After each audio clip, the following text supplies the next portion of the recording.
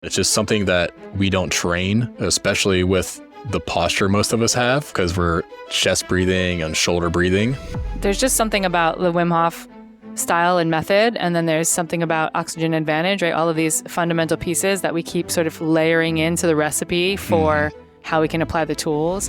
I do still feel like there's this hesitance in the coaching world as far as like the strength and conditioning world of like how we bring this in, right? Respiratory muscle training. It's training the muscles we use to breathe. The diaphragm is the respiratory musculature primarily on the inhale, and the abdominals, intercostals on the exhale. And so this device basically strength trains those muscles just like you would add more load on a barbell for a squat or something like that. What's the number one thing that you see that's like the disordered dysfunctional breathing when it comes to the athletic population?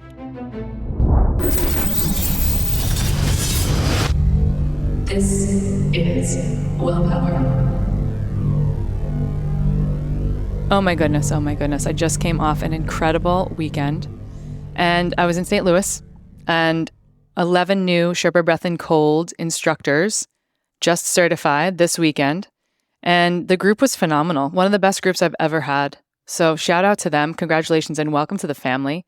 And for listeners out there, you may know that I'm working with Sherpa Breath and Cold. You can find more information on sherpabreathandcold.com, as well as working one-on-one, a year-long container with women through wellpower.life, where we are incorporating breathwork and cold exposure, but we go through a whole number of other modalities. That's managing your fitness, your supplementation, just optimizing your health. Sometimes people call me their biohacking coach, which is super fun, but optimizing your health across the board. But I want to just turn the light onto the Sherpa Breath and Cold work because there are so many incredible instructors. So shout out to all of y'all if you're listening right now. I know a lot of you listen in. And this episode is a great one for you, especially in the breathwork landscape. But a shout out to Sherpa Breath and Cold instructors and everyone who's working their way through level 1, level 2. We want to invite you to come and play with us, right? To have some playtime, to have some growth and learning at a retreat we do only once a year, and it's called Sherpa Breath and Cold in the Wild. Functions like our level 2 training. There's an education track and a recreation track, so you can come and choose your own adventure. Our master trainer, Nick, is an ancestral chef, so he cooks this incredible ancestral food all week long. We've had amazing keynote speakers last year and a really expansive group. There's only 25 slots and a bunch of them have sold already, so I want to make sure you check it out and get in on it. I can also tell you that the keynotes for this year are an incredible duo. We have Will Reason, who just was on the podcast, who's coming to speak about trauma and somatics and how we somatically become more aware of our bodies, process trauma, and how, if you're working with other people, we can work with other people safely and effectively around things they are navigating in their nervous system and their past experience. And then Nick Gibson, I'm wildly excited. I'm interviewing her next week, but she is a tech entrepreneur and health advocate, one of the youngest members of the Australian Health Committee ever, the youngest one Australia ever had when she was doing that. And she's created this tech called In Truth that we are going to practically apply to each one of us through a biofeedback device that you get to keep, a wearable piece of technology, and really navigate our nervous system and understanding our emotions. And this is at a deep level, so it's very cutting edge. These two things will be happening at the Sherpa Breath and Cold retreat. And it's just ice hole cutting. We learn how to cut ice holes in the frozen lake. We go in the 15-person glass front sauna. We just like rock out together for 5 days in Wisconsin. And all you got to do is get to the airport, get on board with us. There's all the ways that you can sign up, payment plans, all the things. So check it out at sherpabreathandcold.com/in-the-wild-retreat. These pieces are all going to build into a bit of the conversation too that we're having today. So after coming off the St. Louis weekend with 11 new instructors, I've worked pretty closely with BreatherFit, this respiratory muscle training device, for the last 6 years, and I have seen so many positive gains from utilizing it that I called the company and I got to get to know this gentleman we're going to speak to today, Zack Kramer. He actually came and participated, and this is a dedication and a little dedication. I want to honor him for this. Like, he's a professional in the landscape, and he's like, no, I'm going to enroll in this weekend training that you do, Kristen. I'm going to come and lean into it and learn a lot about what's happening with Sherpa Breath and Cold. I'm going to get certified. I'm going to continue to layer in my knowledge. So he and I, at the end of day one, decided, let's get onto a podcast recorder and share the story of respiratory muscle training. He was so lovely to bring BreatherFit devices. It was a very special weekend. So he brought BreatherFit devices, respiratory muscle trainers for everyone who was in the training. and gave us a little bit of a lecture and overview on how he's utilized it to the best of his ability with his athletes and even with clients who have dysfunctional and disordered breathing. I've definitely used it with people coming to me with asthma, sleep apnea, and we're noticing positive change as long as people adhere to using it. It's quite cool. So Zack's journey into strength and conditioning began during his college football career, where he developed a passion for optimizing athletic performance. He competed in CrossFit, became a coach, owned a gym, but really he kept hearing the call of the transformative benefits of functional breathing for physical and mental well-being. And it led him to integrate breathing techniques and mobility exercises into his own practice and all the practices and the exercises he's doing with his athletes' training programs. So he has this diverse coaching background that spans collegiate and professional athletes, and he's on a mission to spread, and I'm on this mission with him, shout out, to spread the message of respiratory muscle training. He's a director of sports performance now at BreatherFit, and he helps athletes of all levels become more aware of their breathing, enhancing their respiratory strength and endurance with this powerful device. It's a super fun conversation. We go back and forth. We talk about performance breathing, athletics, collegiate athletics. We are here to support collegiate and professional athletic teams. This is the most low-hanging fruit that coaches and athletes and performers are not paying attention to enough yet. This is how we get W's on the board. This is how we PR. We talk about it all and unpack it here. I'm super excited to share Zack Kramer with you and everything that has to do with the BreatherFit and more, performance breathing, functional breathing, and making you your everyday best athlete. Let's get into it. Zack Kramer. Thank you so much for having me. It's awesome to be in person. Wellpower podcast. Who would have known? I know. So much to talk about. We just had a massive day. Yes, it's been a full day. Full day. And when we're still ready to talk about stuff because we have such alignment with like the breathing piece and the sports performance piece. And I will have given you this beautiful, juicy intro right before this in post-production. So don't worry. We're here at the Not Dead Yet Studios in St. Louis, right fresh out of day one of Sherpa Breath and Cold instructor training. It's awesome. So baller. And it was so nice of you to be there and share with the group everything there is to know. Yeah, so good. I want to just like lean in a little bit to your story. So, of course, I will have introed you at performance breathing and working with the BreatherFit and PN Medical and just your background, which I think is really important. Weave into the story of what we're going to talk about today, which is a lot around understanding respiratory muscle training, which if you're listening in and that sounds boring, that's fine. But there's so much juice in this lemon. So get ready to talk about how you can improve yourself with the lowest hanging fruit that nobody is utilizing in the sports performance space. It's insane. Yeah. And you're one of the few in the breathing space, I feel like, that's really jumped on board with it. I'm like all in. Yeah. If you couldn't tell today. And I wasn't just saying those testimonials of how I've used the device and loved it and seen such improvement with it. I wasn't making that up, right? I was like, this has been a big part of my life for 5 or 6 years now. So very exciting. Okay, good. So let's just backtrack just a little so that everybody understands and knows where you come from a background standpoint and why you're so passionate about breathing and sports performance collectively. To frame that, I'll say like, it was really cool hearing you talk about that today in the course, just talking about, like what you bring to the table is who you can work with the best, like kind of where you're coming from. Those are the people you can then kind of bring that history to. And I definitely think that's kind of, what brought me to where I am. Yeah. So I mean, I guess we go all the way back. I played all the sports growing up, played football, and then was lucky enough to play college football, Division III football, but still like played through all 4 years, and a major experience that shaped me a lot.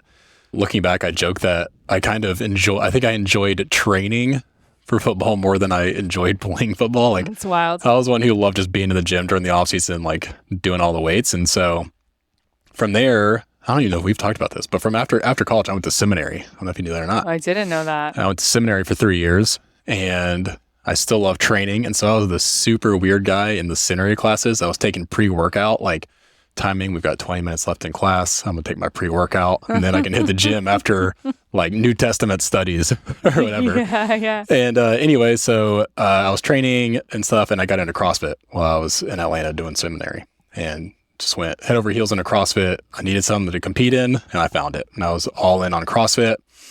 Long story short, graduated from seminary and became a full-time CrossFit coach. Eventually moved to Knoxville, Tennessee, opened up my own CrossFit gym, which I ran for 6 years, and worked with a lot of athletes in the gym as well. Like got my CSCS, which is like the strength and conditioning merit badge. It's like basically it's like the sommelier of CrossFit. Strength and conditioning. Yeah, strength and conditioning. Conditioning. Yeah. So it's like that's the sticker, the gold sticker you have to have to work in that space. And then anyways, so running the gym, and I was still training a lot, trying to compete, and I found Wim Hof breathing, started doing that, and it just led me down this whole rabbit hole of what is going on, which led me to some more of the oxygen advantage performance type breathing things, and started nasal breathing during exercise. And after I made that adaptation, it was just like an eye-opening, game-changing experience for my fitness. Like having all these new tools with just my breathing. And I was just kind of like, what am I doing as a coach, as a strength coach? Like I'm trying to help people squat and tell them to keep their knees out, but no one knows how to breathe or brace, or they have all these mobility issues that are preventing them from performing well and being able to breathe well. And I just started to like see all these foundational issues nobody told me I should try to work on for my athletes. So I just went all in on training athletes on that. And basically, as I started doing that, I just started falling more and more in love with just coaching breathing, and ended up selling the gym, went all in on coaching athletes. Yeah. Yeah. Which is like, so it's such an important piece of the puzzle right now, is putting breath work together with athleticism. The thing that I want to like reflect upon is that you talked about, hey, I found Wim Hof, right? We hear a lot of people talk about that, especially in like when we're talking in Sherpa Breath and Cold about all the cold exposure. It's like many times it's the gateway drug, right? Wim is the gateway drug to more breath, more cold.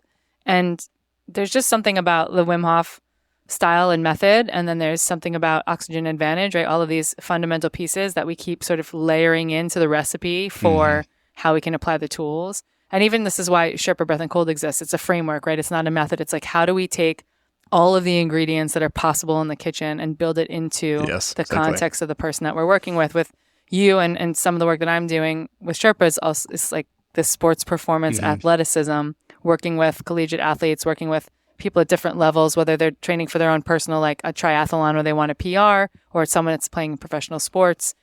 When we're talking about this stacking in the breath work, can you just talk a little bit more about how long the road is, how many things you've found over time that are like pieces of the breathing puzzle? Because it's not being talked about in professional sport at university level. Right. Having this conversation last night with Josh Hildebrand, who runs in St. Louis Breath and Exposure here, really talking about every time we approach a coach or every time we find somebody, Division 1, 2, 3, doesn't matter. There's sort of like a resistance that still exists in a lot of the sports space, whether it's men's 100%. Teams, women's teams, solo athlete, or team sports. And just like the road is long from a breath perspective, but also are you finding that as well? Like in the world as you go out to be like, hey, I got some ideas about breath, and people are like, that's cute. Call me next week. 2 parts to that question. Like one was about me like learning more and more breathing stuff. Yeah. Like the quote that comes to mind is the more you know you don't know shit type of thing. I feel like I've tried to learn as much as is possible with the amount of time I have in my week. And still I'm like, I don't know anything. Like there's just so much more I know that's out there about breathing that I could learn and implement. Yeah.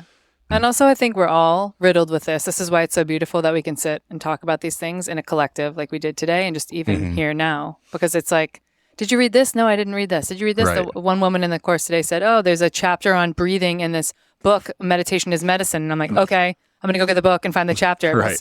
I don't know. I want to know what they want to say, right? And it's not like everything we can find on YouTube is going to be like wildly accurate and great. So I think that's like the breathing coach's dilemma. But what's also funny is, I'm sure if you talk to like the 10 people that have been around each of the coaches in the course today, those 10 people that know them in real life outside the course would be like, you know more about breathing than anybody on earth. And all of us are like, I don't know what I'm talking about. Yeah. But the other question, I do still feel like there's this hesitance in the coaching world as far as like the strength and conditioning world of like how we bring this in, right? Like, what is this? Like, and what I feel like today, I feel like it's shifting a little bit. I will say that. And what I am kind of starting to see is that coaches know breathing is a thing. Like strength and conditioning coaches, some sports coaches, and obviously there's some sports that this is going to like click with sooner. Like you talk to a cross country coach or a swim coach, who's going to be a little bit more of like, immediate like recognition about breathing versus maybe a basketball team or something. Right. But in the strength and conditioning world, it does seem like breathing is becoming a thing. And what I see is, but no one knows like what to do with it. Mm-hmm. You know, there's like, I know there's this world of breathing that probably makes a difference to my athletes, but I have no idea where to start, what to do. And so to me, that's kind of like an exciting space though, because I can kind of like, I can program that. I can answer those questions. Yeah. And that's real. I think it's like when we worked, the flagship team I'm always talking about is working with Denison University, because I had the beauty of working with a coach one-on-one in her own private world and her own personal health. Oh, wow. And then having her saying, we're doing all this work. Could this apply to the swimmers? And then like, that's the door, right? That's like the baton gets passed to you, where it's like, let's get the athletic director. Let's have some conversation around cold exposure even. Let's see what we can weave in and where are the differences being made. And I don't know how much we've talked. We didn't talk about this very much today, but like the stats that are coming out of Denison because we got to see, because we had the coaching behind the scenes, right? We had the first season where we weren't there, where I still have stats because I know the coaches, right? So there's stats. And then there's 2 years of us coming in and running stats season over season and just saying like, we get 5 minutes. Like this is the other challenge in this world, is there's so much practice time and there's so many drills and skills. Right. So you get 5 minutes of practice. How are you going to use that to your biggest advantage? And then utilizing that 5 minutes, we had students doing testing during the course of the week when they do their vert jump and their grip strength or whatever else they're doing. And then it's like, okay, great. Well, we saw improvement from 5 to 20% of people in understanding air hunger or to CO2 tolerance, whatever we're going to call it. Yeah. We had 69% improvement, greater rate of improvement in races and times. Wow, that's right? awesome. And then you get students to start to buy in more, and then you get there. Because the truth is, it's That's easy the to thing. improve Yep. CO2 tolerance over time if you were like starting from zero, right? If you're starting from not very good. Right. So then you get students to be like 20 to 40% improvement, and all of a sudden we're at like 95% rate of improvement. And I just was talking about this briefly on another podcast. That's like, I want people to hear these stats, even though they're anecdotal in some way. They're real stats from 80 people on a team. This is the entire W on the board. Like, this is not the hardest thing to implement into your coaching staff or your coaching team. I think you would agree with this. And people like you and I are out here being like, I'm going to ring the bell. I'm going to bang the drum. I'm going to beat I'm going to knock on your door until we see change. Right. And definitely with like the likes of like Dave Wood is over in like New Zealand, Australia, working with UFC fighters and MM. There's more and more breath. But then there's people like you and I that are just really, I feel like we have to ring the bell quite a bit to get people to be like, okay, you're going to come in and what's that going to look like? And there's no precedent for budgets for creating, these roles or these spaces, or having us come in to program.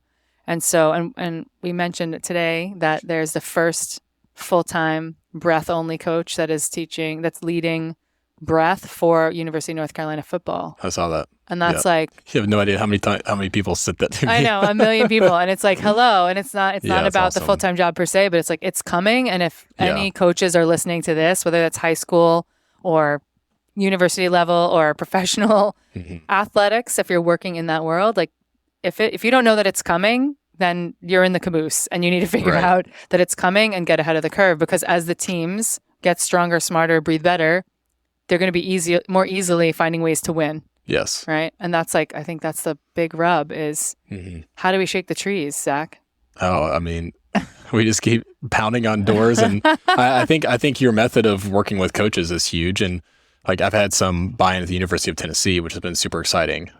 I do think one of the ways I've had some buy-in there is through the training aspect, right? Like, if I go to a strength and conditioning coach and I say like, well, let's just do strength and conditioning for the muscles that you use to breathe. Are you training those muscles? And they're like, and you phrase it. I just try to phrase it in that language as much as I can. Make it palatable, right? You just got to speak the language. We got reps, we got sets. You ready? Yeah, we got reps and sets. So we're going to do this thing. We're going to make things stronger. Yeah. And that seems to be a little bit easier. But yeah, there you go. With the team you're working with, I'm curious, like, have you worked with other, like the strength and conditioning coach or other people on staff to kind of like, because that's one thing I'm honestly thinking about is like, how do I build what I want to do? Because I know one of the strength and conditioning coaches, but what I want to kind of do is start to bring this into these other teams that I'm working with and like partner with the other people they're around, from like their physical therapists or their trainers that are actually doing cold therapy with them already, and kind of like, how do we begin to bring some of those tools in? Because what you mentioned earlier was like, they only have so much time, right? They have so many things to do. Collegiate athlete's schedule is crazy. Bonkers, yeah. It's bonkers. And the amount of travel they do and everything that goes into being a collegiate athlete is crazy. Maladaptive training, not recovering enough. Oh, you know what's really interesting that helps with that? Breath and cold. And how about we throw in NIL deals where now you can get sponsored. You better be on social media to get sponsored. And anyways, so that's what I'm kind of thinking is like, they only have so much time. How can I make myself kind of like throughout all the things they're doing, like bringing in breathing to their strength conditioning sessions? How can I work with their coach to help them with some warm up, some cool down pieces, or with their trainer when they're doing cold, like, you know? Yeah, I came in with Sherpa to be like, hey, again, like getting the golden ticket of really walking in through the coaching staff and then having my first meeting where I came in with my PowerPoint presentation slides and talked about everything from women's cycling to how breath, cadence and what we're going to do and work with. And I said, I need an hour and a half with the coaches and whatever coaches were willing to come. There was 4 or 5 coaches that came, including the strength and conditioning coach. All around the swimming team? All around the swim team, but the strength and conditioning coach who worked with a couple other teams, of course, and then also the athletic director, an incredible woman named Nan. And, you start to get buy-in and understanding from that coaching team, that staff, and then it starts to trickle down, right? So, but you got to do the weird things, right? Yes. So I had to like lay the coaches down on the carpeted room floor after I did PowerPoint slides and be like, okay, look, I know it's not, I can't bang out a whole hour-long breathwork session. They wouldn't last. Not that they couldn't do it, just like they'd be like, what are we doing? Eye roll. Right. So it's like, great, we have 15, 18 minutes. Can you guys give me that 15, 18 minutes right now? We're going to do 3 different breathing protocols. The strength and conditioning guy who's lovely was like, just at first kind of like, I'm going to lay on the floor. Like, what am I, it's like, this is nothing that any of these people are doing. One of the guys was a little bit excited because he had read like James Nestor's book on breath and was I've done some breathing and yoga, and he's kind of in it to win it. The Gateway book. Totally, the Gateway book. Yeah, it's a good one. We should be sending that book to all the coaches. And then we breathed, and then there was like, there was a little bit of a light bulb, I think, across the coaching staff enough, and the strength and conditioning guy to be like, hey, okay, I get it. The rub therein exists where not many of them want to coach it.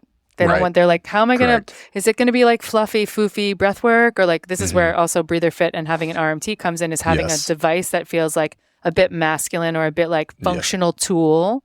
I'm doing something. And so, and then the other thing is like, just to like encourage coaches, and even if you are an athlete and you're listening to this, to go to your coaches and get people like Zack and I in the door, because what I did, we did 2 years of breath and then we rolled in cold. They didn't have cold exposure there. I went to some companies, made some deals. They found some donors to get the money together to get 2 cold tubs, one for each locker room. And then we had the school psychologist come in on the day we rolled out cold exposure, and we did full team workshop of cold exposure for all 80 swimmers.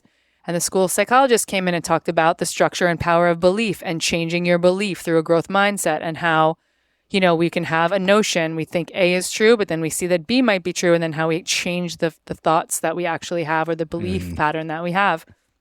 And that was super helpful, right? Because then there's someone who comes in, the psychologist who talks to the teams once or twice a month, because that's like a priority in collegiate athletics, making sure everybody's, on the up and up and feeling mentally, emotionally well.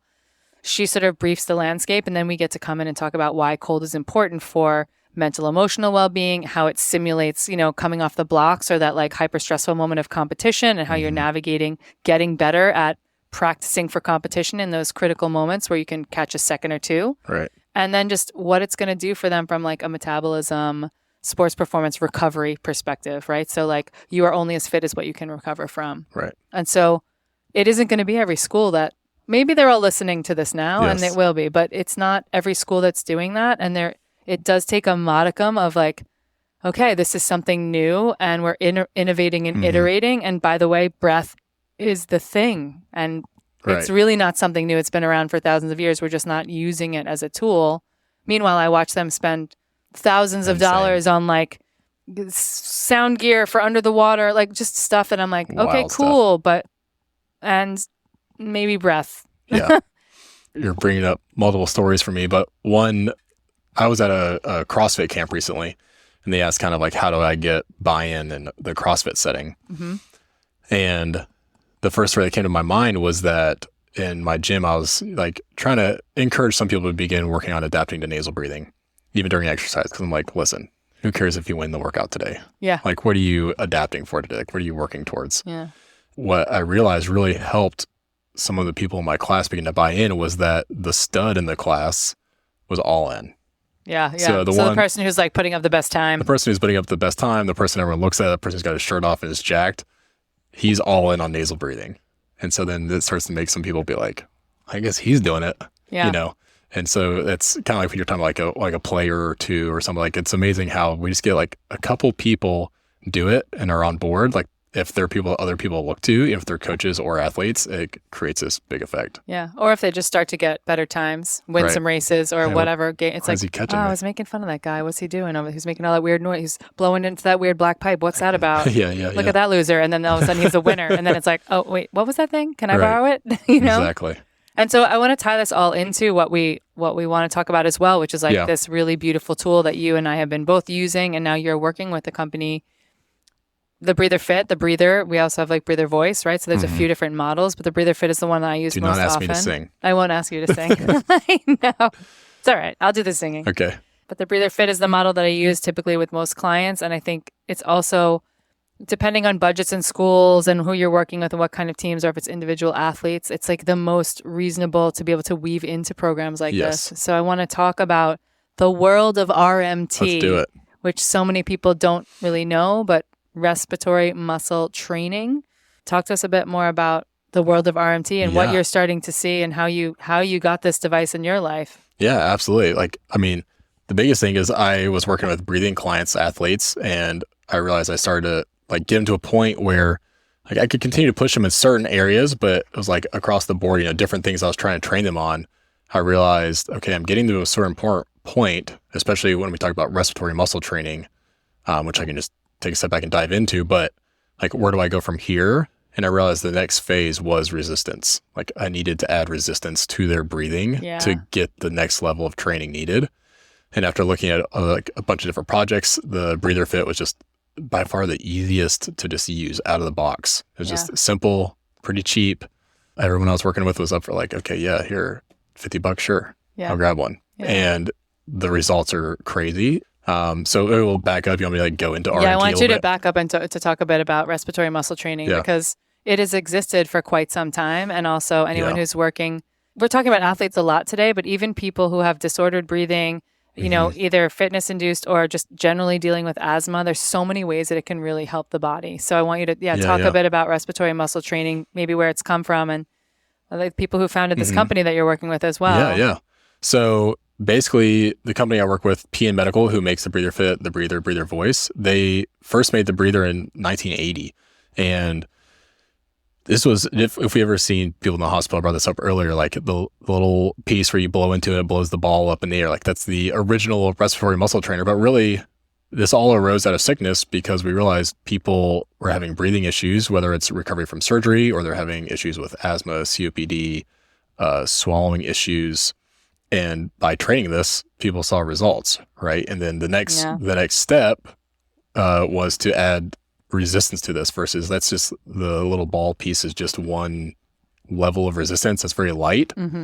But like the next step was, let's add layers of resistance to train their inhale and their exhale together and just train it all. And we can ramp up the resistance as we need to. And as people develop, just like any type of training we do, right? We were able to move one load, so we add more load until we can move that load. And then, so it's the same thing here. And basically what RMT is respiratory muscle training. And it's training the muscles we use to breathe. So the first thing I always tell people, especially like we're talking about in the athletic world, is that your lungs aren't moving the air in and out. Yeah. There is a surprising number of people that's like lungs are musculature. Yeah. But really the muscles are the diaphragm, the intercostals, the abdominals are responsible for moving the air. So earlier I made the analogy of a syringe, right? So your diaphragm is like the plunger on a syringe. As that syringe pulls down or your diaphragm contracts, it draws in the air. And then when the diaphragm goes back or that plunger goes back up on the syringe, the air comes back out. And so the diaphragm is the respiratory musculature primarily on the inhale and the abdominals, intercostals on the exhale. And so this device basically strength trains those muscles just like you would add more load on a barbell for a squat or something like that. Yeah. I don't know if you've ever seen a diaphragm. Like I was talking earlier today about how I've dissected a sheep. in the most humane way possible from a butcher that does like, full polyphase farm type deal stuff and overseas. And so like beautiful, sacred ability to have an animal where you can actually see all the things that might correlate. The sheep happens to be, even though they're on four legs, there's a lot of similarities to the human structure. Yeah, it sounds awesome. I have not. And so when you when you look at a body cavity like that and you can see the diaphragm, it's just incredible how it's so thin, and there's parts of it that are almost, it feels like it could be transparent. It's so thin and it's so strong. You look at the way that the tissue is like banded and how you like can kind of stretch and pull on it and really see it. And it's for something so thin, it is so wildly strong in the body, and it's doing so much work. And it's not something that we can train as easily, right? And so it's like understanding that it feels like these kind of two interconnected parachutes in the body, and that it's moving in tandem and harmony with the pelvic floor, and so many things that we lose. Yeah. You talk about the back pain that exists in the strength and conditioning world for people. Many times is like they're not really And military. In military, not engaging the pelvic floor, not understanding how diaphragmatic breath, which by the way, every breath is a diaphragmatic breath. Right. Some people are like, today we're going to diaphragmatically breathe, but it's like we always diaphragmatically breathe. So just understanding that this musculature is so important, and then while there are ways to, I think, train it loosely while you're training other things, this is like a really targeted way to change the game.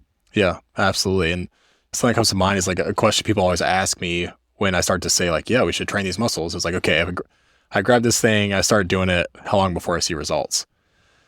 And my answer is always like, well, my first answer is always immediately, because just like we saw today, when everyone's laying on the ground, as soon as they add the resistance to their breathing, you can, like watching everybody, as soon as they did that first breath, we watched them all do it without the BreatherFit, then watched them all breathe with the BreatherFit. And immediately they pelvis tucks, ribs pull down. You can see their whole body posture change to organize itself in a way to powerfully breathe. Right. And without that kind of load on the breath, a lot of times we just breathe in that kind of backwards posture.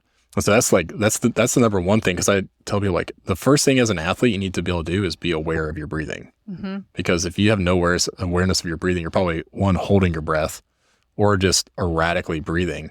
And so the ability to immediately bring awareness to your breath and to the posture you're breathing in is huge for anybody. But then as far as strength training goes, it's just like a muscle, right? Like, so if we're going to strength train a muscle, if I go do 3 squats and then I'm like, okay, why am I not huge? Why am I not stronger? Why can't I run faster? You're like, well, you got to put in a little bit of work. So it's the same thing with this. Like you've got to train it consistently. I think you said what you did. Usually I told people 4 weeks, but you said you did 6 weeks of training. We did 6 weeks with the Sherpa Breath and Cold.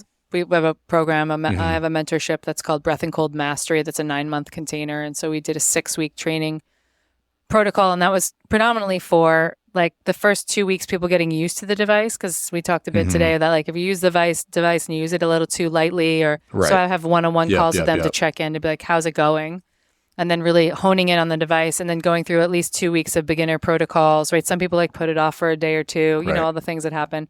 So at least 2 weeks of beginner protocols, because you got to have those 14 to 21 days, I think, figuring out how to use the device to then put them into the last couple of weeks of advanced protocols, right? Where it's like about power, endurance, really racking up on the resistance, but you can't just jump there. Correct. You can't just like be like, hey, I'm going to put it on a 5. One of our guys today in the mentorship said, I went from 1 to 6. And then I was like, I had breathing muscle pain for 3 days after because it creeps up on you, you know? And it's like, it may feel like, well, this is simple. You're talking about 5 or 10 minutes a day, right? Yeah. It's 2 sets of about 5 minutes. Yeah.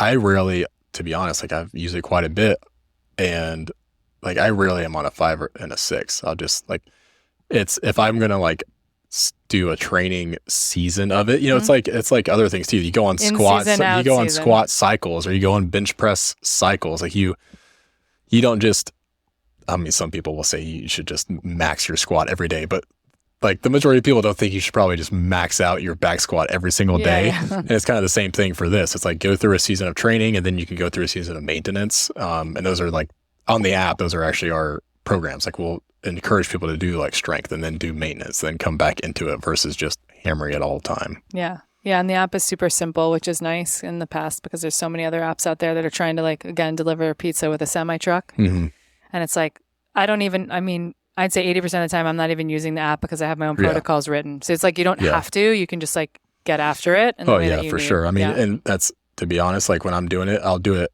as part of my warm up. And I kind of want, the app is great. And I think it really helps people in the beginning.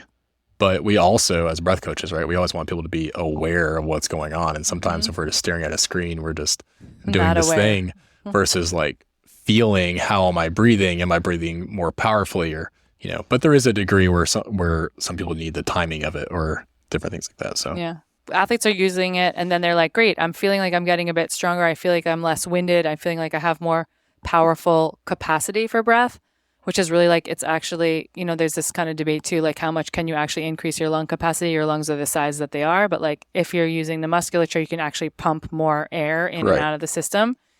But translating it from the usage occasion of sitting like as this gentleman is in the box or maybe laying down and using the BreatherFit, using the respiratory muscle trainer, and then translating that to when people are in the gym and pushing reps and sets, like understanding reps and sets of this or reps and sets of like reps and sets of their workout or anything else. Yeah, like how are they translating that where you're like getting them to, because we do what we practice repeatedly, right? Right. And so if we're still holding our breath in other parts of the day or still not understanding how to connect the dots when it comes to having powerful breathing mechanics, are you working with them as a coach to say, here's where you're breathing on the inhale, the exhale, on the push or the pull?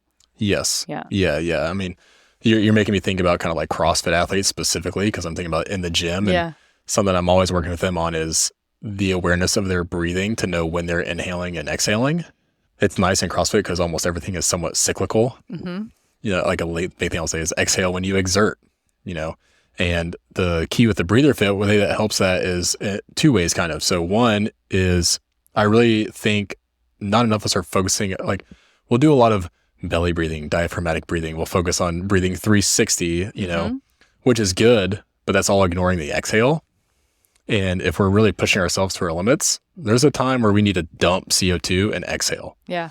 And especially, I think that helps people to, if you have confidence in your exhale and you're dying and you feel like you're gasping for air, knowing like, I just need to pump it out. And you understand both the mechanics of what musculature you're going to use for the exhale, but also that CO2 buildup is causing a lot of that feeling.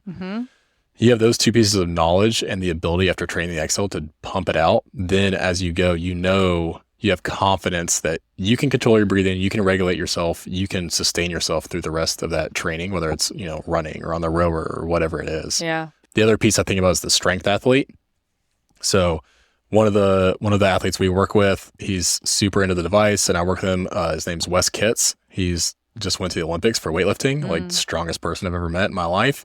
And it's all about the brace for him, right? Yeah. And so we work a lot with his athletes and him on like getting the ribs down and understanding how to just stack the spine and fully inhale 360 degrees. And so we'll even do things where we load him like in a front rack and then we use the BreatherFit. So it's like, can I fully take this nice deep inhale into my belly with 300 pounds on my shoulders or whatever we're training? That's wild. With. You're like walkouts, breather-fit. It sounds like wild, exciting training, and everybody needs to be all hands on deck to make sure nothing goes sideways. Well, I say 300 pounds, but for him, that's like nothing. Nothing, but the key piece is that because if I don't know if you like watched a lot of weightlifting, but in weightlifting, we're like once they catch a clean in the bottom of a squat, right, and they can be buried down there, and they stand up, and you've just had this huge like allostatic load. Like you've used a ton of energy to just stand up out of the bottom of the squat and you have all that weight just on your shoulders burying your respiratory system. And you have to collect yourself before you do the rest of the movement, which is driving the bar overhead. And somehow you have to be able to breathe in this position after squatting the weight and still you'll see people start to kind of go out.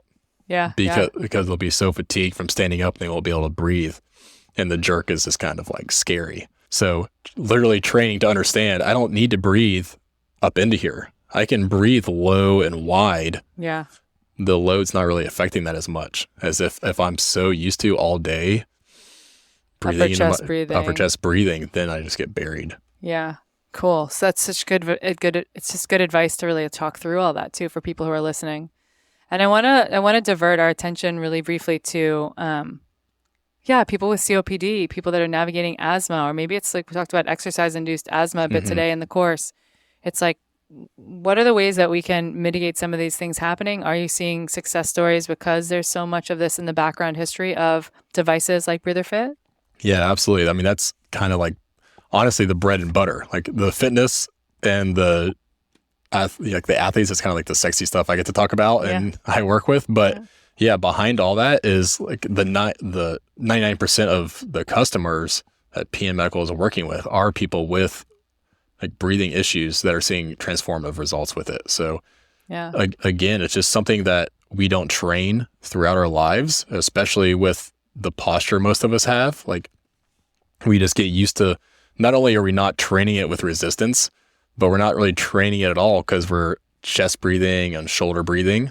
And then, so we're not even getting in the normal unweighted reps. Yeah. And so with people who have dysfunctional breathing or respiratory illness, as soon as we start to add a little bit of training in, we see transformative results. Yeah. And you were talking a bit about some of the research you guys have tons of research behind what is going on with this. And can you just like a little anecdotally, one or two stories of people who have brought forth testimonials that you've been inspired by that are interesting and maybe unexpected even, because there's like, we're talking about respiratory muscle, we're talking about load, we're talking about athletes, but like people who are using this device in a way that is actually helping them thrive through health challenges?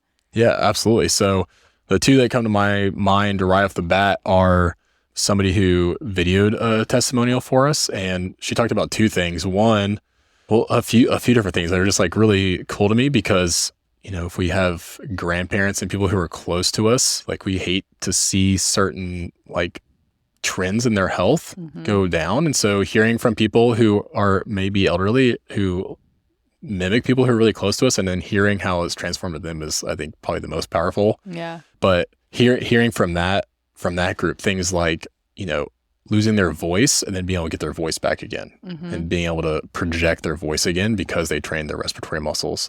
Or, you know, one of the ones I always feel bad for are people who, like we see people start to hunch over and over, and we hear testimonials from people who started using the breather and unexpectedly began to get more upright. Like they're recognizing their posture just like we did today, but like on a more like a bigger level, being able to stand upright again. And then we've even heard from people who have like brain injuries, things like that, who may have lost control of like respiratory systems or respiratory musculature at a point, but bringing that back in, training it, reawakening is probably the wrong word, but bringing back some awareness to that system and how much it brings awareness to everything else. Like you talked about earlier, kind of the diaphragm is connected in so many ways to everything going on in the body. And so if we can get it to start to function and work properly, the chain of events is crazy. Yeah. Yeah. We talked about so much works through the diaphragm, like the hole that goes through the diaphragm, that we have like lymph and we have circulation and we have all these things that are going and moving the body, so that if we're moving the diaphragm more, we're moving and helping detox things through the lymphatic system, we're helping circulation, we're helping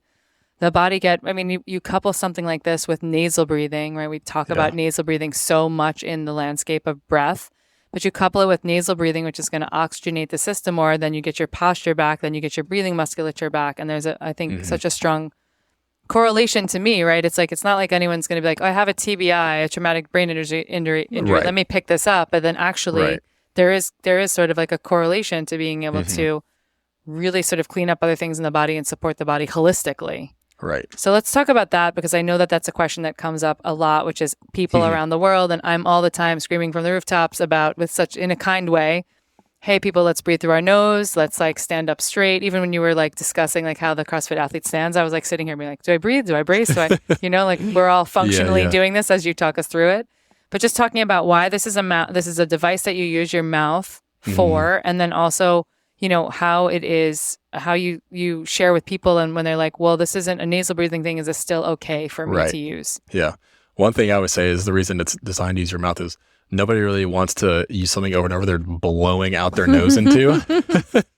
Like, true. We could probably design some sort of thing where you're just in your nose and you're just breathing in and out your nose, but I think that'd be pretty gross pretty quick. Yeah. So, and the other piece of it is you can just move, we all know this, you can move a lot more air in and out your mouth with a lot more power. And that's really what we want is in that strength training in particular that we use with the BreatherFit is we want to be able to move air powerfully in and out of the body in order to train those muscles. And that's a lot easier to do through the mouth. Where it ties into nasal breathing is, this is more anecdotal to me. I'm just saying we don't have necessarily like hard science behind this. I'd love to see some hard science behind this, but one of the hardest things we see people when we have them convert to nasal breathing is just being able to move enough air. And I mean, part of that is we want them to adapt to being used to less air. But at the same time, we see them start to breathe, weird into their face, into their neck and their shoulders to try to make it happen somehow. Yeah. But if we actually just trained the respiratory system, the correct way to breathe with resistance, with the BreatherFit or one of the other breather devices in tandem with teaching them to nasal breathe the rest of the time, it's going to make that process a lot easier because now they can actually use their musculature the way they're supposed to. It's strong enough to move that air through a smaller space. Yeah. Yeah. And I even for me, I remember doing sprint work where I have to kind of like, I'm going to nasal breathe no matter what. Mm-hmm. And then at the end being like, I'm holding on for dear life. I'm like bent over on the street corner in LA and I'm like breathing through one nostril because I'm like, I'm not going to use my mouth, right? Like we torture ourselves for, I don't even know why. Doing this, pulling it apart, putting the tape with they have magnets now. You can put like up your nose and then pull your tissue apart or whatever. But so I think it's a really important point though. It's like how are we functionally training, right? It's not that nasal breathing is the only way to go and that when we're at the gym, we need to be nasal breathing all the time. It's just how, and I certainly talk about this in the Sherpa breath and cold training with athletes. It's like, you're never going to go to the race where you're trying to come in first or do your PR and be like, I'm just going to nasal. You're going to go all out. I had somebody DM me on Instagram and say, hey, I'm about to go to the CrossFit games. I see you've been talking about nasal breathing. Should I try to nasal breathe the whole time? And it's like, no, powerfully suck in that air and powerfully blow out the CO2. Not. Yeah. Like after the CrossFit games, after your competition season's over, come back and talk to me and we can like maybe work on training this. But the week before the games, I say go out there and breathe all you. Yeah, breathe all you need to. Yeah. This shows up with a dancer. I work with a whole group of professional dancers and this choreography duo who's relatively famous in the world of choreography and creative direction. And I get the beautiful opportunity to work with 60 or 70 dancers at a time. And so we have to use breath. Yes, over time, we want to build the system, right, to be better, stronger, faster. And also tell those dancers when they have like a 1 minute break in between like, an 8-minute song that's like full out dancing and they're remembering choreo and they're having to move and breathe. And they have 1 minute where the stage lights go off. It's like, what I'm going to tell them to do? I'm going to tell them to dump CO2 so they can get through the rest of the number, right? And that's not necessarily going to train the system to be more cardiovascularly adept, but it's going to train them to get through to the context of the next goal, which is like finish the number, give great face to the audience. Don't be so winded and sweaty and spitting and stuff because your cardio can't keep up with it. Right. But where can we go and play the game well, right? Alternating between nasal breathing or mouth breathing or blowing off CO2 or and that's the nuance that's so beautiful about the work that you're doing and why bringing an RMT like BreatherFit into the mix is so important. And also, it's not the only thing. It's why someone with your background showing up and sharing is so important. And hopefully, like, I get to do these things too. Because if we just show up with like as a one-trick pony, it only gets people so far. Right. Yeah. Yeah, it's part of a whole thing. And it's, it's funny. I'm sure you've seen this too. Like, I'll go into certain evaluations with an athlete and you can't help it as a coach to go in like, okay, there's going to be, even if I don't say it in my head, I'm like, these things are going to show up. Yeah. And we've got to be prepared. Like I had this just the other day, so it's on my mind. Like I did the whole testing. I'm like, that was not what I was expecting. Like, this is the issue. Like, this is what I have to focus on. This is where I need to apply. And all of a sudden I had to, I was subconsciously telling the story through my evaluation of what I was expecting. I was talking to the athlete and he was like proving me wrong. I'm like, I need to adjust and I got to pull in this thing and this and this. And so I think it's good to have all these tools in the toolboxes and the whatever. In the toolbox, in the arsenal. You gotta have all these tools because if you're a one-trick pony and then the person's like, well, I'm already good at that, then what do you do? How are you gonna help them? Because everybody, should be able to move forward. And you need to be able to help move everybody forward. Yeah. What's the number one thing that you see that's like the disordered dysfunctional breathing when it comes to the athletic population? Anterior pelvic tilt. That was me. Is that bro energy or what? Is that I think it's just athlete. Bro energy athlete. And I don't think people realize it even, until I started really focusing. Like one of the big things I'll talk about, like leading up to using the BreatherFit with somebody is just paying attention to your breathing throughout the day. Because if we make proper breathing habitual throughout the day, it's a lot easier to then breathe that way when we're adding resistance and breathe that way in the gym. And so many athletes I work with are anterior pelvic tilted. And then as soon as I fix them, like I can breathe so much easier. So for the layman listener, anterior pelvic tilt, let's just describe what it looks like when you can see someone in your local gym or walking down the street with an anterior pelvic tilt. Yeah. It's like their butt is sticking out. Yeah. Or I always talk about the belt buckle. So it's like if you had a belt buckle on, it's facing the ground. Yeah. And so I'll cue people a lot of times to pull their belt buckle up. Yeah. And then it makes it a lot easier to breathe low, kind of aligns your respiratory system, allows you to breathe lower. And that just plays dividends in so many things. So that's like one of the easiest ways to cue that is honestly with the BreatherFit and having somebody just do the exhale. Because as soon as you exhale, you have to do that. You have to do that. And so you set the exhale and then you have them breathe in after setting their exhale. Yeah. And that kind of cues the right position. And it's kind of interesting how exhaling hard puts you in a position where now you can inhale fully. Yeah. And so helping an athlete understand that, and then whatever movement they're doing, like just that basic awareness, and then you just apply that into what position are they in? Like, are they swimming? Are they reaching overhead? Can they still breathe low? Right. Or are they lifting overhead? Are they pushing something and just swinging a baseball bat, whatever it might be. Whatever it may be, yeah. Yeah.